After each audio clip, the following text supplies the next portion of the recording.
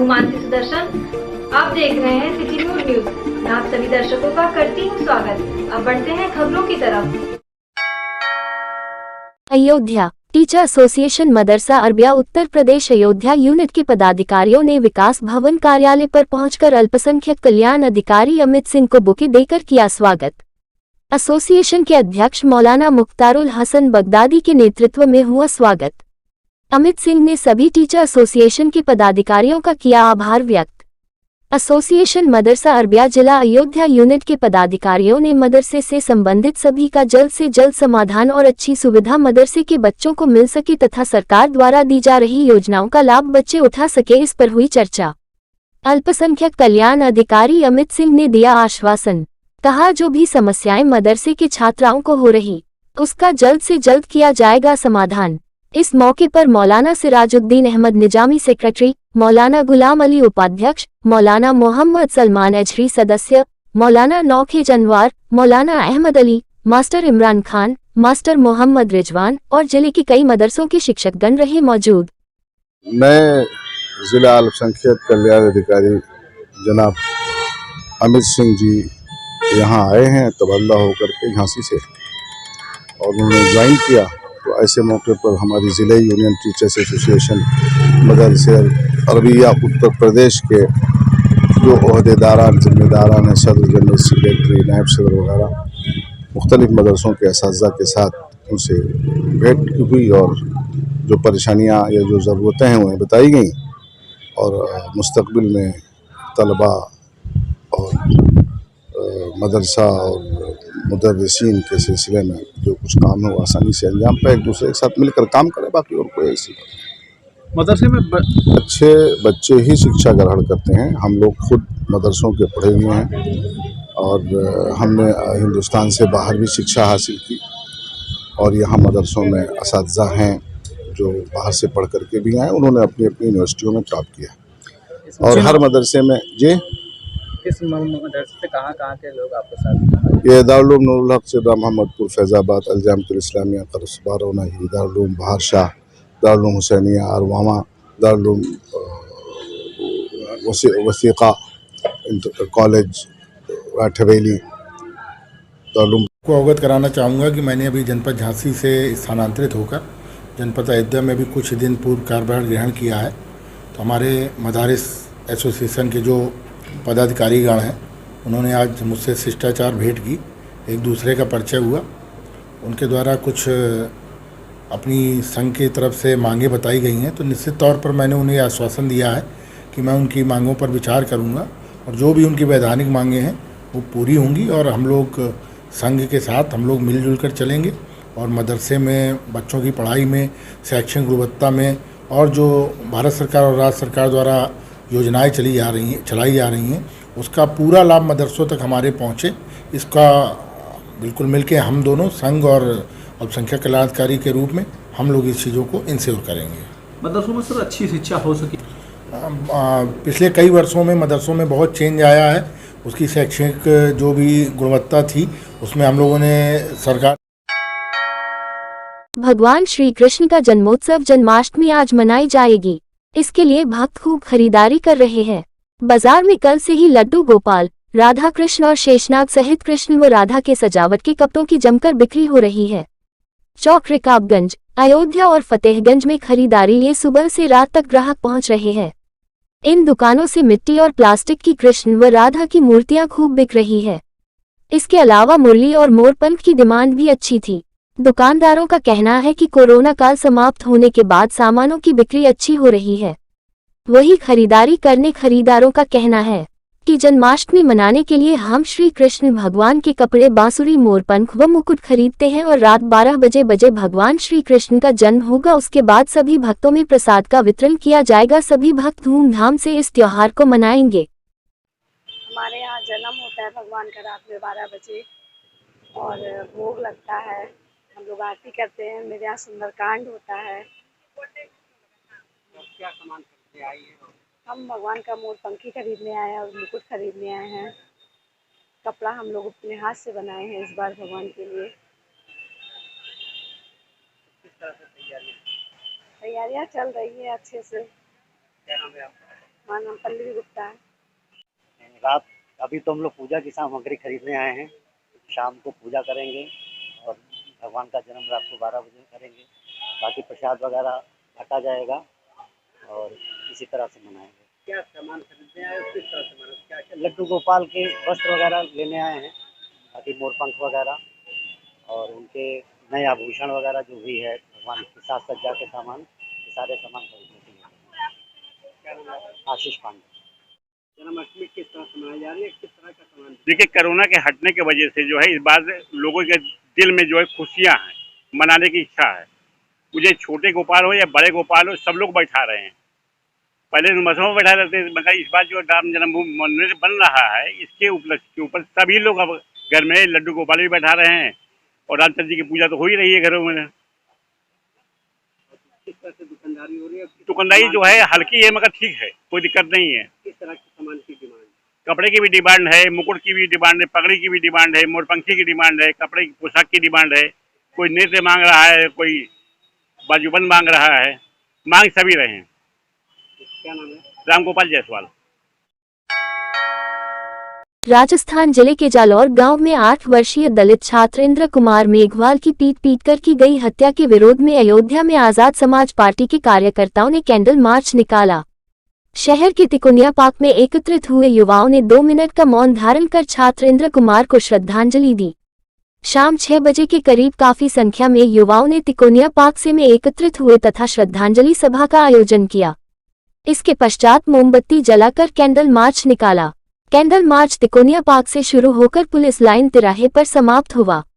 इसके साथ साथ आजाद समाज पार्टी के कार्यकर्ताओं ने महामहिम राष्ट्रपति को संबोधित ज्ञापन भी सौंपा। कैंडल मार्च में लगभग 3 दर्जन युवा शामिल हुए। आजाद समाज पार्टी के जिलाध्यक्ष देवेश कुमार ने बताया कि उस मासूम की हत्या केवल जाति देखकर की गई है। आज प्रधानमंत्री आजादी का अमृत महोत्सव मना रहे हैं, क्या यही आजादी है कि केवल पानी पीने पर किसी की हत्या कर दी जाए? हमारी सरकार से मांग है कि बच्चे के परिवार के एक सदस्य को सरकारी नौकरी दी जाए और कम से कम 1 करोड़ का मुआवजा दिया जाए।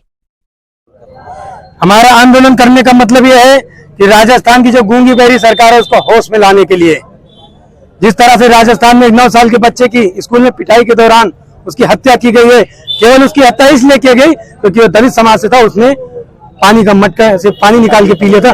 इतनी सी उसकी छोटी उस मासूम की इतनी सी गलती थी। आज जिस समय इस देश में प्रधानमंत्री यहाँ पे आजादी का अमृत महोत्सव मना रहे थे, उसी समय ये आजादी का नंगा नाच देखने को सामने मिला है। ऐसे वही घटना सामने हुई, फिर एक शिक्षिका ने आपा खोकर एक बच्चे के मुंह में डंडा डाल जिससे उसके मुंह में घाव हो गया। कल फिर राजस्थान में ऐसी घटना होती है कि एक शिक्षिका को जिंदा पेट्रोल डाल के जला दिया जाता है।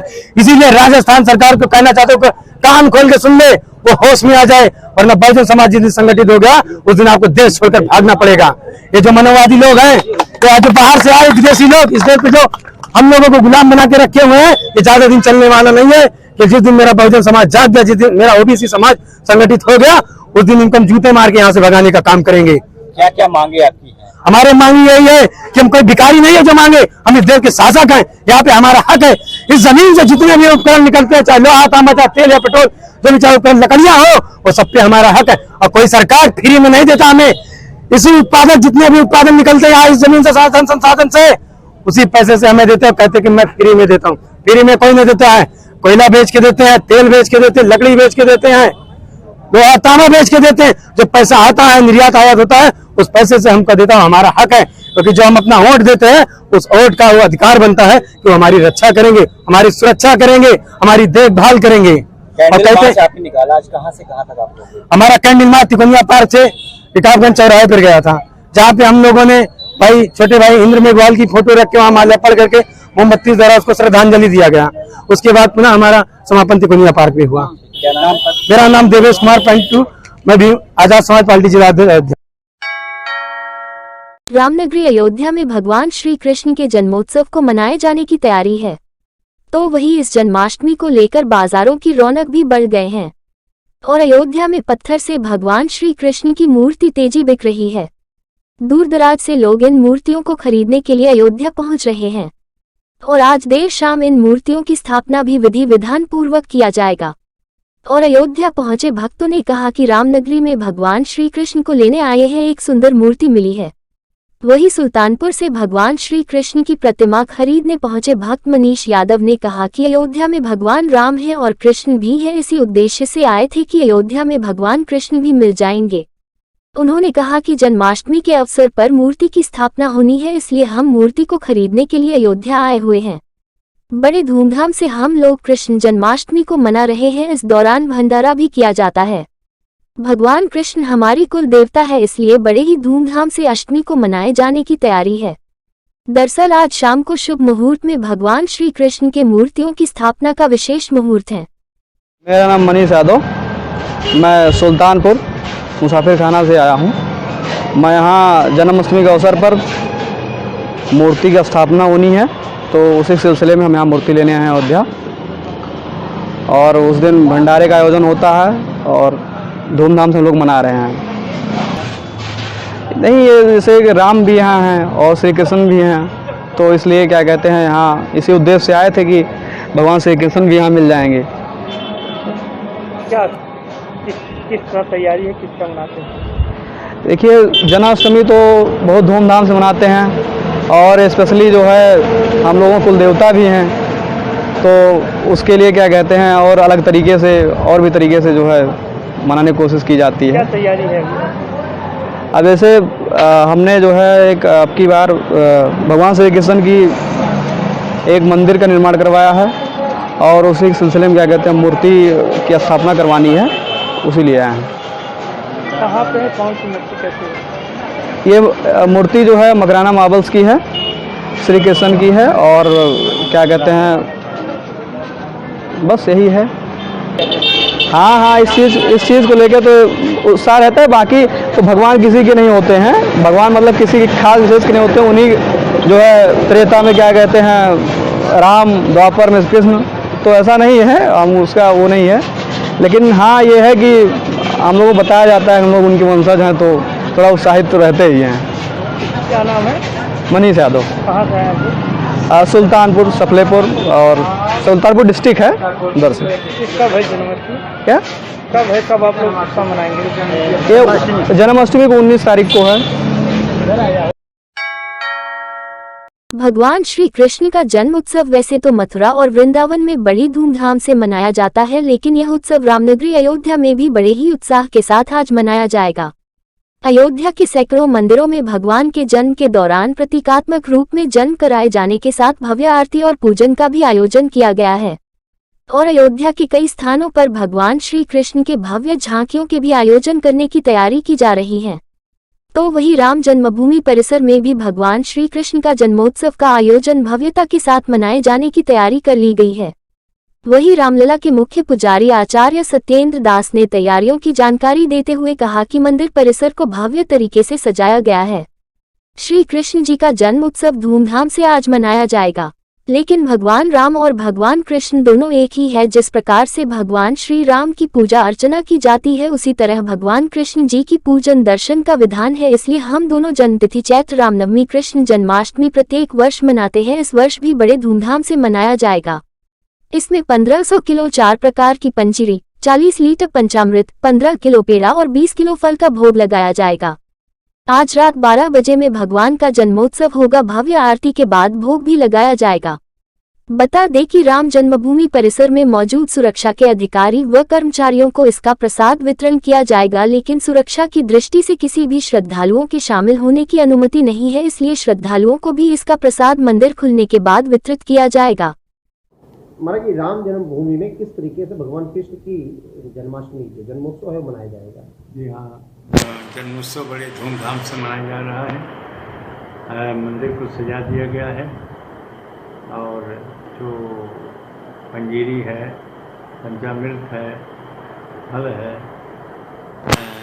उसका सारी व्यवस्था हो गई है। और जैसे भगवान राम की जन्म उत्सव मनाते हैं, उसी प्रकार से भगवान कृष्ण का जन्म उत्सव मना रहे हैं। बहुत दिव्य और सुंदर ढंग से है, क्योंकि हमारे शास्त्रों में है कि राम और कृष्ण दोनों धर्म की स्थापना और धर्म के नाश करने के लिए आएंगे। इससे राम भक्तों में बड़ा उत्साह है कि राम का जन्मोत्सव, भगवान कृष्ण का जन्मोत्सव बड़े उत्साह के साथ मनाया जाए तो उसी रूप से रामलला के यहाँ इसका जो है भगवान कृष्ण का जन्मोत्सव मनाया जा रहा है। महाराज जी, क्योंकि राम जन्मोत्सव दोपहर में होता है, भगवान कृष्ण का रात 12 बजे, तो क्या ऐसे में मंदिर खोला जाएगा, क्या होगा? जी हाँ, खुलेगा मंदिर तो मनाया जाएगा। पहले तो जितनी प्रक्रिया है उसकी शयनार्थी करने के बाद उनको शयन करा दिया जाएगा। उसके बाद में 11 बजे खुलेगा और 12 बजे 1 घंटे से उनकी जन्मोत्सव का जो व्यवस्था होती है उसको किया जाएगा। फिर 12 बजे उनका जन्मोत्सव मनाया जाएगा और प्रसाद का वितरण होगा। अच्छा महाराज जी, एक चीज़ और है कि जब तक सुप्रीम कोर्ट का निर्णय नहीं आया था, क्या उस समय भगवान कृष्ण का जन्मोत्सव मनाया जाता था? जी हाँ, जन्मोत्सव सब दिन मनाया गया। अब उस समय इतने भव्य रूप से नहीं मनाया जाता था, संक्षेप में उसका कार्यक्रम होता था। केवल पूजा पाठ से उनका जो होता है वही तक सीमित रहा, लेकिन अब विस्तार पूर्वक मंदिर को भी सजाया गया है। उसके बाद में अधिक से अधिक फल फूल और मिष्ठान, साथ ही साथ पंजीरी, ये सब बनाया जाता है। और उस समय जो त्रिपाल में रहे राम, तो उस रूप रामनगरी अयोध्या में छठवां दीपोत्सव 23 अक्टूबर 2022 को मनाया जाएगा। इस बार 14.50 लाख दीप प्रज्वलित कर गिनीज बुक में रिकॉर्ड दर्ज कराया जाएगा। इस संबंध में गुरुवार को आयुक्त कार्यालय सभागार में मंडलायुक्त नवदीप रिणवा की अध्यक्षता में बैठक की गई। 2017 से शुरू हुए दीपोत्सव का इस बार छठवां आयोजन हो रहा है। मंडलायुक्त ने कहा कि इस मेले में अन्य वर्षों की तुलना में बहुत ज्यादा भीड़ होगा, क्योंकि वर्तमान में कोविड का असर नहीं है, इसलिए सभी विभाग आपसी तालमेल समन्वय के साथ बेहतर व्यवस्था करें। उन्होंने कहा कि सभी निर्माण कार्य 30 सितंबर तक पूरे कर लिए जाएं। मंडलायुक्त ने बताया कि जिलाधिकारी नीतीश कुमार, नगर आयुक्त विशाल सिंह के साथ वीडियो कॉन्फ्रेंसिंग के साथ मेला के नोडल अधिकारी, विभाग के प्रमुख सचिव संस्कृति एवं पर्यटन के साथ बैठक हो चुकी है। डीएम ने बताया कि उनके द्वारा बैठक में निर्देश दिया जा चुका है कि स्थायी निर्माण कार्यों में प्राथमिकता दे तथा मानक के अनुसार कार्यों को गुणवत्ता के साथ समन्वय बनाकर 30 सितंबर 2022 तक पूरा करें। नगर आयुक्त विशाल सिंह ने बताया कि नगर में बेहतर साफ सफाई व्यवस्था, आवश्यक नाली आदि के मरम्मत, निर्माण एवं लाइटिंग आदि की व्यवस्था कराई जा रही है। आयुक्त ने बताया कि 14.50 लाख दीपक जलाने के लिए कहा गया है। राम मनोहर लोहिया विश्वविद्यालय के नोडल अधिकारी समय से टेंडर की प्रक्रिया को पूरा कर लें। इसमें एडीएम सिटी मेलाधिकारी को समय से समन्वय करने के निर्देश दिए गए। एडीएम सिटी मेलाधिकारी सलिल कुमार पटेल ने दीपोत्सव मेला में 12 से ज्यादा विभागों की कार्ययोजना का बिंदुवार विवरण पेश किया। मंडलायुक्त ने कहा कि जिन विभागों द्वारा निर्माण कार्य कराया जा रहा है तथा संबंधित निर्माण एजेंसी पूर्ण कार्यों को सौंप देती है, तो उसका विभाग रखरखाव एवं मेंटेन करना सुनिश्चित करें। संस्कृति विभाग के आज